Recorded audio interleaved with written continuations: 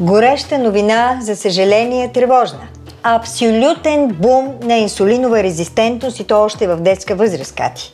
Да, а само за 2 седмици в зоната може да започне да се овладява. Да, знам, затова нещо интересно почваш да готвиш.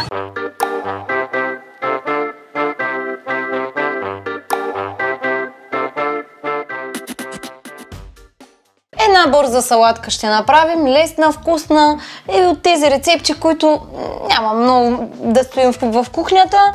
Имаме айсберг, имаме нахут, имаме авокадо, имаме кисело мляко, българско хубаво кисело мляко, имаме домати, имаме пилешко филенце. Освен това, няма нито един въглехидрат, който да е с висок гликемичен индекс. При инсулиновата резистентност, всъщност, поради неправилно хранене, постепенно сигнала на хормона инсулин сякаш се губи в организма и клетката не усеща инсулина. Състоянието е много опасно, защото всъщност е преддиабетно състояние. Затова за профилактика и за лечение вместо медикаменти ние предлагаме абсолютно естествен подход.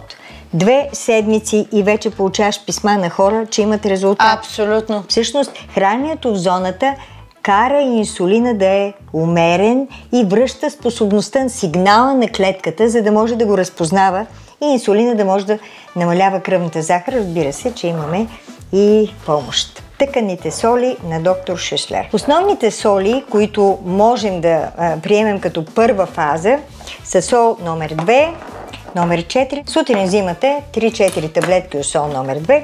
На обяд сол номер 4, тя регулира вътреклетъчните процеси на метаболизъм. И разбира се, не може да минем без основната метаболитна сол, която регулира и 3 стъпки на обмяна. Мазнините, алкално-киселинното равномесие, протеиновата обмяна, няколко соли, които вече трябва да сме изпили преди да ядем тази прекрасна салата Цезар. Тази прекрасна салатка, засищаща, вкусна и в същото време няма да стоим цяла вечер в кухнята. Огромно количество. Да. Това за 2 души, нали? Не, за един е. Олеле. Това са 3 блока, прекрасна вечеря или обяд. Тоест всеки, който страда от инсулинова резистентност. Или който иска да не застрада.